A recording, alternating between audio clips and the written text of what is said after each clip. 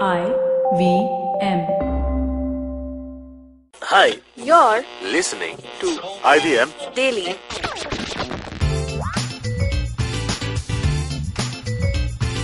Hey guys, welcome to a fresh new episode of IVM Daily. I'm Surbhi, and today in the studio we have Abbas. Janam. Oh god, okay. Thank you guys for being here. Today I thought, since in the light of recent events, I feel like a lot of us have been, but not particularly in a good mood, and we've been like the whole experience of the, people, some of our friends and some of the closest people and some of the people that we look up to being called out. I feel like that's like really been like stressful. Called out for things we never imagined that they'd be accused of. Yes, Yeah. and it's been very taxing to talk about it also. So we feel like instead of talking about that, let's talk about how we deal with our lows. Yeah. We will be speaking about this a little bit at length on the next Cock and Bull episode. So in case you want to get our take on in depth into how the case has unfolded and what our opinions are, you can listen to that episode tomorrow. But for now, we are going to talk about how it has affected us. It's affected us and how, but like just this and other things in our life, how we deal with our lows and what are our thoughts on therapy, and just generally let's just talk about it openly. Okay, so Abbas, starting with, what are your general thoughts on therapy? I think that therapy in general, and I think the concept of mental health and how you should look after your mental health, I think it has received a certain boost, I think, in the last couple of years, where a lot of people are speaking about it openly. Yeah. Going to a therapist or in a way admitting in any way that you're mentally ill or mentally not doing very well was looked down upon, I think, even a decade ago. Even now, by and large, I think, especially in our country, going to a therapist or a psychologist is still looked at a little in a skeptical way. But I think the younger generation is working towards changing that. I think a lot of popular culture is also addressing that. A lot of celebrities talk about mental health. They talk about going to a therapist, going to a psychologist. So I think ideally we'd look forward to a day where going to a therapist would be like going to your dentist. Like you just go because you want to have a regular checkup and see if your teeth are okay, if your body is okay, right? So similarly, you just treat your mental health as part of your body because it is, right? Yeah, So that's I think, a good point. So I think that the idea of going to a mental health professional or consulting one is becoming normal, which I think is great. Abbas, I think you make a good point. Also, recently I feel like a lot of celebrities have come out about their struggle with depression and other anxiety and other mental health issues. And I feel like, again, that goes to say that whatever we put out in the world is just 1% of how we're feeling. And I generally, when I first started going to therapy, I thought a lot of my problems were very social media related. I feel like that was generally hampering a lot of things I would What do you mean social media related? This is something I've recently, again, because I've been to a bunch of sessions, I've recently come to this realization that a lot of, sometimes I would compare myself to a different person on social media, and I would think, wow, look at them having the time of their life. And it doesn't have to be them at a vacation. It could be anything. It could be them at a party, and I would think, wow, look at them having contacts and more friends than I have. Again, it was super I wouldn't for the first few incidents, I would not make much of it, but after that I got unintentionally I was telling myself, wow, you their life is better than yours. So I think when I it got super triggering after a while. So when I spoke to my therapist about it, she made me realize that, again, it's what they it's only the 1% of their life is what you see on social media. So you should not I agree. And also this whole social media thing, right? We need to realize that people are only posting the best part about their lives. We all have, each one of us here has negative things going on, but people never post about that. People never post their failures. So Probably one of the reasons why when we see these experiences being shared on social media, the harassment experiences, because we're used to seeing only nice, funny, positive things, that we are like, oh my god, why is social media not giving me the things it usually gives me, right? That's why it doesn't feel normal. yeah, like it's been happening for like a whole week now. So now that's happening for 6 days. Now this feels like the normal. Now this feels like another day, another another experience, another bunch of experiences, another person who's been outed. So yeah, it is. I agree with you guys. Yeah, Janam, have you been going to therapy, and what are your thoughts on it? So I started going to therapy like about 2 to 3 months back, and like honestly at first I was hesitant because like Abbas said, there's this whole like stigma against going to therapy. Like when I went, I was like, shit, do I really need a therapist? Am I that like mentally effed up? Like what's happening? But I went to therapy honestly as a last resort because I was in a very, very bad state mentally, like till June, July. And this is the only option I had, and I was like, let me try this out, like let me see if this works for me. And so like back in 2016 I had gone for the 10-day Vipassana and meditated there for 10 days, and meditation helped me a lot. But when I came back again, I was faced with such events in my life I could not handle. I could not deal with what was happening back at home and everything, and I needed therapy, I felt, and I went for it. And in fact, even the thing with therapy is, I've realized after going for so many sessions, it's the key is to be regular, because in my first few sessions only, like till my first few sessions, I felt like, do I really need this? Yeah, I'm coming here again and again. Maybe it's not helping. Like, what is wrong with me? Like just a lot of thoughts about uncertainty. But I also with therapy, you need to realize like every session, right, is different. I walk out of every session feeling different. Sometimes I feel really, really low, and that low lasts with me for 5-6 days at a time, at a stretch. So this happened to me once. One of my sessions, I was just like weeping and crying throughout the 1 hour session I had with my therapist, and I walked out of there feeling terribly low, more lower than I was in fact before I walked in. And that low state of mind lasted with me for a week. But the best part was that since, like, it was kind of like a purge, that those feelings, just like I had to experience them in order to feel like they were leaving me. And I haven't felt that low since then. Like I have been, it's only gone up. So it's and I wouldn't say it's gone, like it's been consistently up. There are days where I still feel low, but I feel like I'm able to manage myself better. That's a good. I feel again, Abbas, I don't know about you've also been to a couple of sessions. My personal basically, though, first of all, again, I was talking to my friends and my colleagues and about it. I wasn't particularly feeling like nothing in my life changed immediately for me to like consider going to therapy. But I just realized a lot of times for my own emotions I would be dependent on other people. Like I like to talk again, and I feel like I'll random, and I do have a good community of friends. I know I can still call up friends and talk to them. But after a while, it just felt like a sort of like a burden, and which I felt like I cannot wait for other people, to help me with my own emotions. I need to like again, therapy also works in a way where you have to find your own way out of this, where you have to figure out, this triggers that emotion, so I need to stay away from this. So again, I feel like my only reason to go for therapy was so I can handle my own emotions in the future. It won't happen overnight. It won't happen in a year. But if I do it regularly, I will reach a point where I will just know that, this is happening to me right now, and I know how to handle this.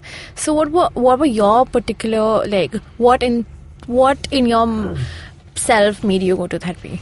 Well, I went to therapy because I had a really bad experience happened in my life. Like my dad felt ill, and I had a relationship which went really wrong. So there were too many things in my head, too many feelings which were making me depressed and uncomfortable, and I didn't have any outlet for them, right? So that was the primary reason why I wanted to go to therapy, just so I can, like Janam said, you just sometimes want to get things off your chest, right? And I think just listening is not enough, because even I have had like really long conversations with friends or relatives. So they listen to it, but the way they respond sometimes is not what you were expecting, right? Yeah. They'll probably, if you share something that's very close to your heart, or a bad experience that you have, and if the person says, you know what, just forget it, it's not a big deal. Yeah. So then you feel like all the things that I just said you were for nothing. Were for nothing. But if you go to a mental health professional, they actually know how to assess the information and say something that will actually help you, right? That is true. Yeah, and most of the time they just tell you that, you know, whatever you're feeling is absolutely normal. Yeah, it's like a non-judgmental way. Yeah, of and talking. sometimes you just need that, because you so many times you end up judging your That's own true. actions. I remember, that's Yeah. very true, because sometimes I would tell a friend about some incident that happened, and I would intentionally like take out stuff that I feel like that'll make them judge me for it. So like I will exclude the narrative that makes me look bad. Yeah. So with a therapist, I would be 100% open, because they also keep probing you. They're like, oh, how does that make you feel? Yeah. Okay, let's take a quick break and be right back.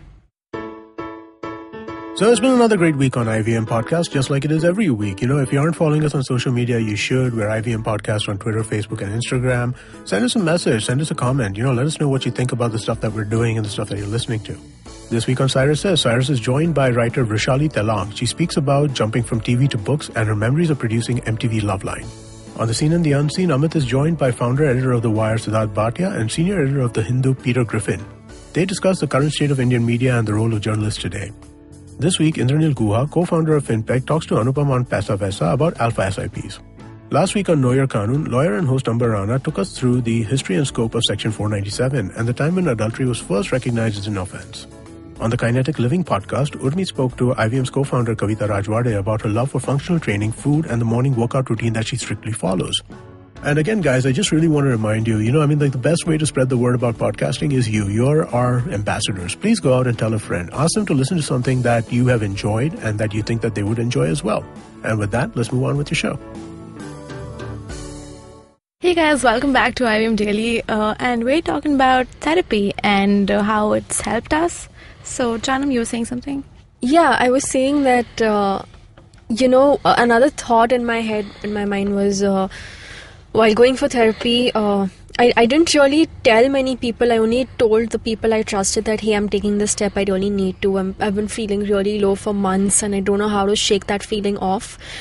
So, yes, some of my friends were really supportive about it. My sister was supportive, but she was... she had this notion that, she was just like, hey, what's wrong with you? Are you okay? Like, why do you need therapy? Why do you need to go to such an extent? And I explained things to her, and I told her how I had been feeling, and there's no other way I feel like I can deal with it. And I didn't tell my mother about it for sure, because I know my mother would not take it well. She's had this thing about going to therapists. She thinks like you need to be really like, oh man, somebody with a serious mental illness like schizophrenia or something to seek help from a therapist. So yeah, I haven't told my mom about it, and Same. I think that's good, because I don't think everybody in your immediate circle needs to know you're doing this. Yeah, exactly. Only a bunch of my friends know about this, and again, it's only because I feel comfortable telling these guys. And hundreds of listeners now. Oh man, I always forget that we're on air and we're talking about our lives. Guys, you do not listen to anything. Okay. Okay, sorry. Again, Abbas, you had a question about what are some factors that we keep in mind before we go to therapy? I think that, I think different factors, different people will have different factors that they look for. I think if you live in like a big city like Bombay, you have to make sure that the therapist you're going to is near your house or near your workplace, so that you can make it in time to your appointment. I remember the first therapist I went to was very far from my house. So I took a Saturday morning appointment, and there was a 1 hour session, and I reached like 45 minutes late. So I could only spend like 15 to 20 minutes with them, which wasn't enough. You also have to make sure that they fit the budget, or they're not very expensive. And I think that's one of the prime reasons why people avoid going to therapy, because there is this notion that therapists charge a lot of money and that they're very expensive. That is true. Yeah, which is not entirely true. I think if you search online, you'll find a lot of many people even on Twitter have now compiled lists of therapists which have like a rate card of the charges that they ask for, and you can as according to your budget, you can choose the therapist that you can go for, right? That's true. There are also like face-to-face sessions are obviously more expensive. Right. You can also, if you want to just do an online session at the comfort of your home, you can do that. Yeah, I think a lot of places allow that. They let the first session you want to do, they allow it to happen online, and if you're happy with that, then you can continue it as a face-to-face session, which I think is not bad because you get some idea of how the sessions will be. But yeah, I think it's a myth that therapy is very expensive. It's not. I mean, you can find a therapist in your price range. Yeah, if I would you like to look. add that there are therapists, at least in Bombay, that I'm aware of, that charge anywhere between like 200 rupees per session up till like 3,500. Yeah.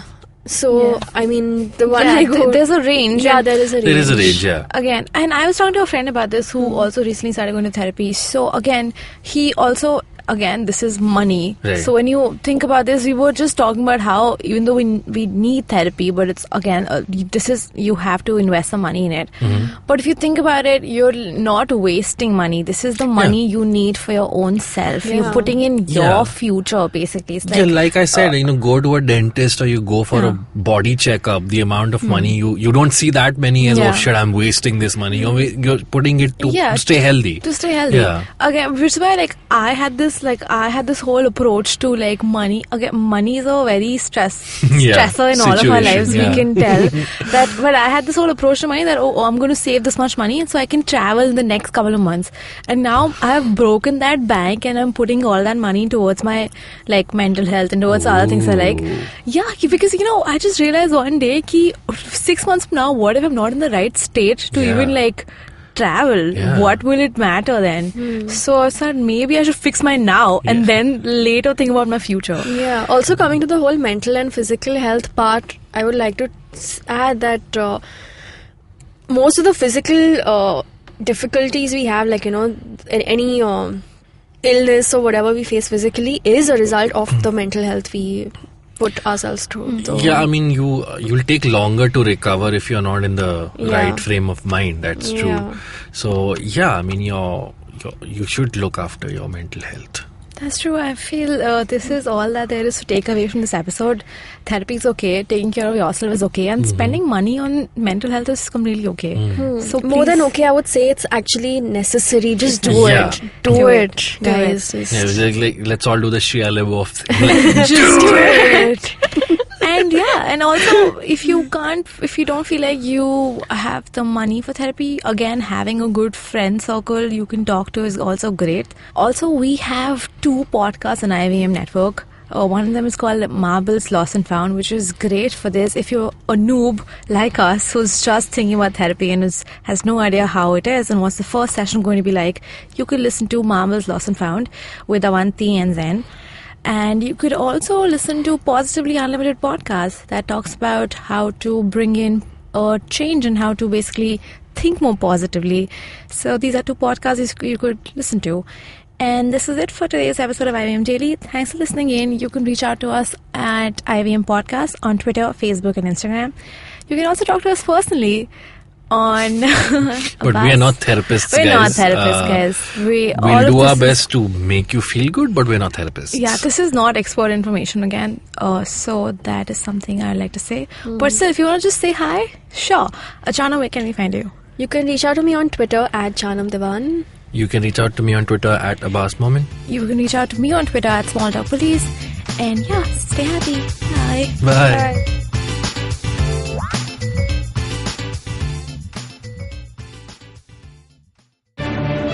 Every week comes a show where 3 people come together to tell you about stuff they like. A movie, a TV show, a book, and other stuff. Tune in every Monday on the IVM Podcast app to IVM Likes. Batman approves this message. Thank you, Batman. How aware do you think you are of your laws and rights? Do you look up to laws when you are caught up in situations? Do you know what your rights are when you're stuck somewhere bad? Well, here's a show that can help you move an inch closer to being aware of what your rights are. Tune into Know Your Qanoon with me, Amber Rana. This is a podcast meant to answer all your law-related queries. Catch Know Your Qanoon every week on the IVM website or the app or anywhere you get your podcast from.